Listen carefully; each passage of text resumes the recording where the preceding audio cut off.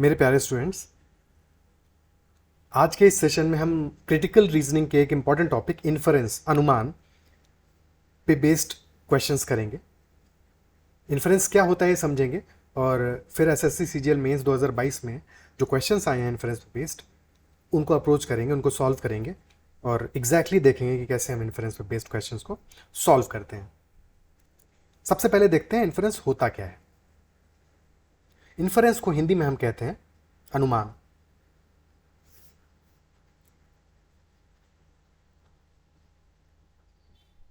Inference is अनुमान।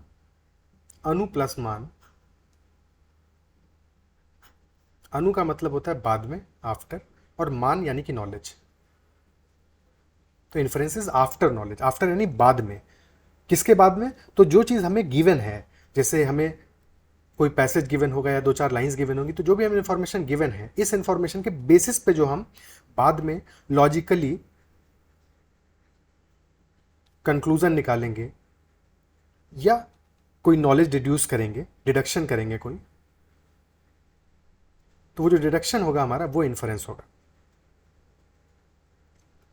और inference एक चीज़ जो हमेशा समझनी है कि एक गेस नहीं होता है, एजम्पशन नहीं होता है। तो ये एजम्पशन नहीं है। एजम्पशन क्या होता है? जैसे फॉर एग्जांपल कि आपने एक कहावत सुनी होगी या एक चीज़ है जो किंवदंती जैसा लोग में प्रचलित रहता है कि जैसे मान लीजिए धूप में बारिश हो रहा है, तो कई बार कहते हैं ना कि हर जगह पे अपनी अलग अलग मान्यता है, पर ऐसा कहा जाता है कि जब भी धूप में बारिश हो रहा हो तो ये अनूठी घटना है, और अगर ऐसा हो रहा है तो यानी कि भेड़िए की शादी हो रही है या किसी चालाक जानवर की शादी हो रही है हर जगह पे। और ये सिर्फ इंडिया में नहीं, हर जगह पे ऐसी बातें कही जाती है। बट ये इन्फरेंस नहीं है, क्योंकि लॉजिक पे बेस नहीं है भाई, किसी ने देखा थोड़ी है।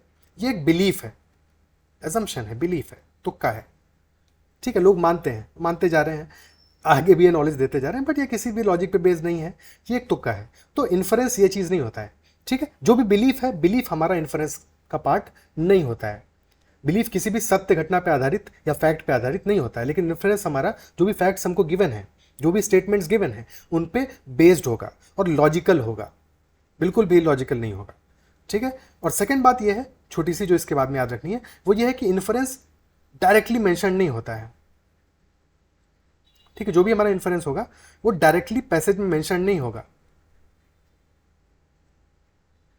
क्योंकि जो कह दिया गया है वो बाद में थोड़ी हमने देखा, वो तो ऑलरेडी लिखा हुआ है। ठीक है, तो इन्फरेंस हमको डिड्यूस करना पड़ेगा, निकालना पड़ेगा, जो डायरेक्टली बातें कही गई हैं उसके बेसिस पे। ठीक है, जैसे कि आपने देखा सुबह कि पानी भरा हुआ है और रात में आपने देखा था कि बादल थे काफ़ी सारे। ठीक है, हल्का फुल्का बारिश भी हो रहा था, तो जाहिर सी बात है कि अगर रात में आपने देखा बादल थे, बारिश हो रहा था, और सुबह पानी भरा हुआ, तो बारिश का पानी रहा होगा। तो एक इन्फरेंस है कि जब बारिश होती है तो पानी भरता है, पानी का लेवल बढ़ता है, नदियों में बढ़ता है। ठीक है, तो ये एक इन्फरेंस है, ये एक नॉलेज है, लॉजिक पे बेस्ड है। ठीक, या फिर आपने धुआं देखा तो आपने सोचा कि धुआं है यानी कि आग कहीं पे होगी, ये इन्फरेंस है कि आपने धुएं को देखा, आपने आग को नहीं देखा, लेकिन आपने धुएं को देखा और आपको लगा क्योंकि धुआं है इसलिए आग होगी, ये एक इन्फरेंस है।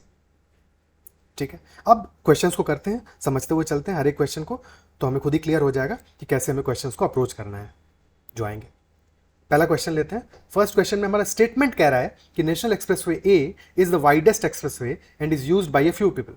When people find an empty and wide road, people drive at high speed, which leads to accidents. राष्ट्रीय द्रुतगामी मार्ग ए सबसे चौड़ा द्रुतगामी मार्ग है और कुछ लोग इसका इस्तेमाल करते हैं। जब लोगों को खाली और चौड़ी सड़क मिलती है तब वे तेज गति से वाहन चलाते हैं, जिससे दुर्घटनाएं होती हैं। ठीक है, ये स्टेटमेंट हमको गिवन है। इन्फरेंस दो दिए गए हैं। पहला इन्फरेंस है all accidents happen due to over speeding. दूसरा इन्फरेंस है high speed increases the risk of accidents. देखो एक छोटी सी बात समझनी है हमें, स्टेटमेंट जो कह रहा है वो ये कह रहा है कि जब लोगों को खाली और चौड़ी सड़क मिलती है तब वे तेज गति से वाहन चलाते हैं, जिससे दुर्घटनाएं होती हैं। तो तीन चीजें हैं जिनको कनेक्ट किया है। पहली चीज है कि एम्प्टी और वाइड रोड मिला।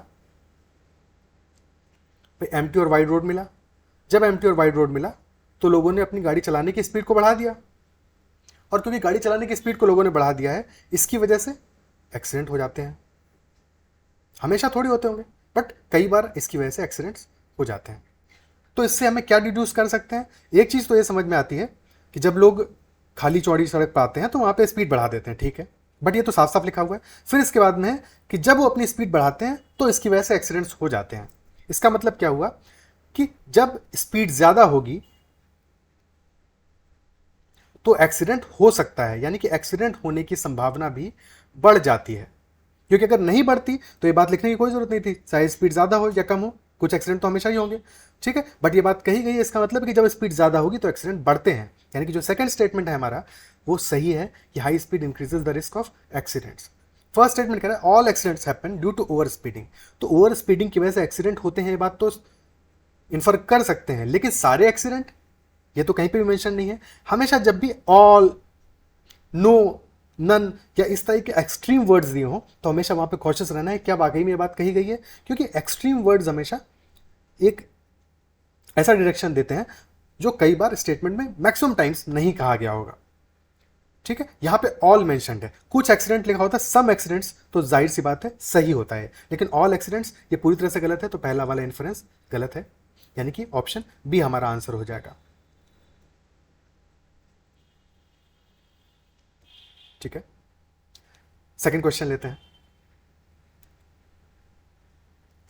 सेकंड क्वेश्चन कह रहा है, स्टेटमेंट कह रहा है उसका, extensive use of pesticides in agriculture production contaminates soil and water, it remains in the crops and finally enters the food chain, thereby posing a threat to human beings.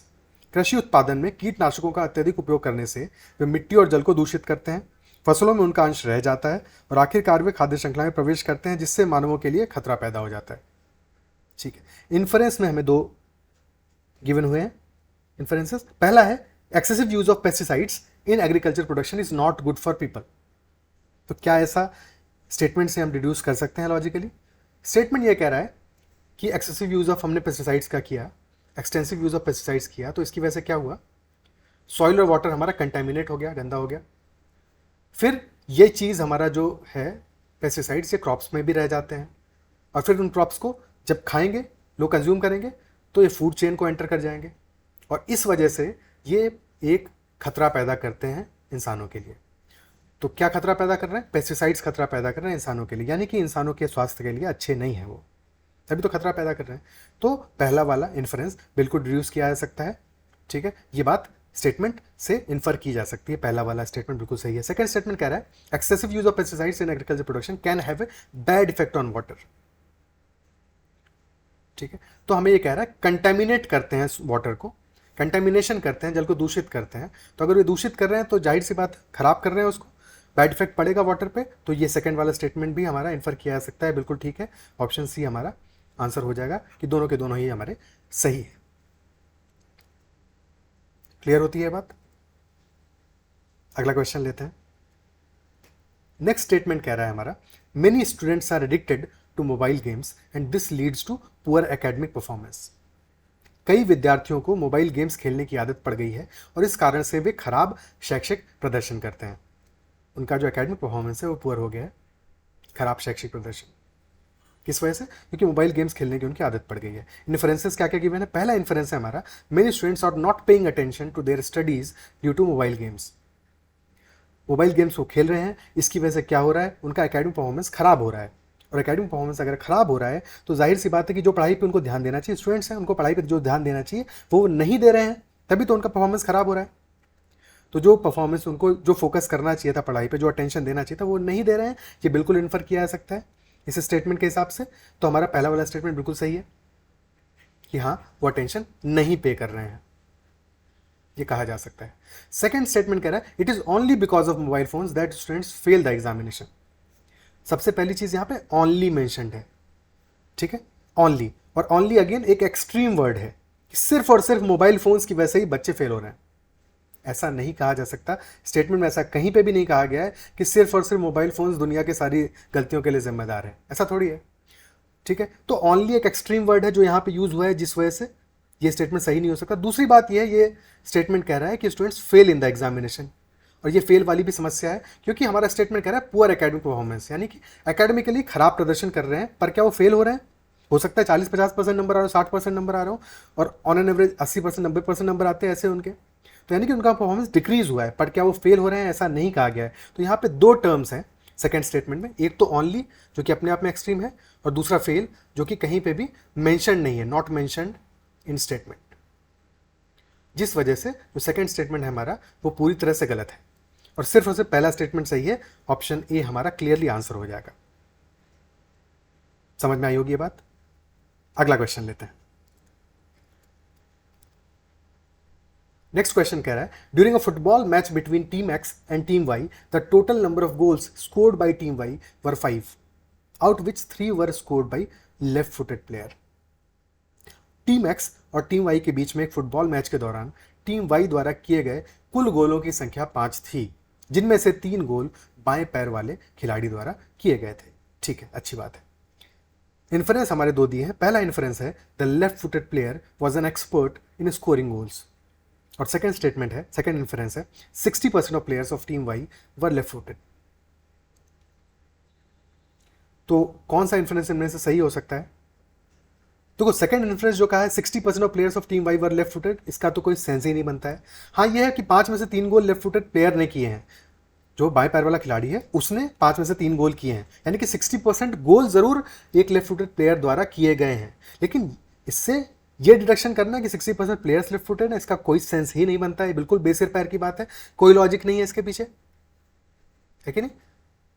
Nonsense बात है, irrelevant है। तो second statement बिल्कुल गलत है। ये बिल्कुल भी हम लॉजिकली नहीं पता लगा सकते कितने परसेंट प्लेयर लेफ्ट फुटेड है।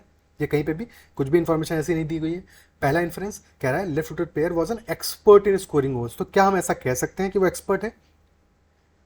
देखो, इस बात को समझने के लिए, क्योंकि ऐसा लग सकता है आपको, स्टेटमेंट से ऐसा लग सकता है कि भाई 5 में से 3 गोल जब अकेले उसी बंदे ने किए तो एक्सपर्ट होगा, तभी तो कर पाया। देखो, एक सिंपल सा एग्जांपल लो कि मान लो क्रिकेट मैच की हम बात करें, तो किसी मैच में एक प्लेयर ने, जो आमतौर पे बॉलिंग करता था, सिर्फ बॉलर था, बट किसी मैच में उसने हाफ सेंचुरी मार दी, तो क्या हम ऐसा कह सकते हैं कि वो एक अच्छा बैट्समैन है? भाई, कई बार ऐसा हो जाता है कि खराब प्लेयर भी किसी एक मैच में अच्छा खेल जाता है। किसी एक मैच में कोई अच्छा खेला इसलिए आप उसको एक्सपर्ट नहीं कह सकते हो।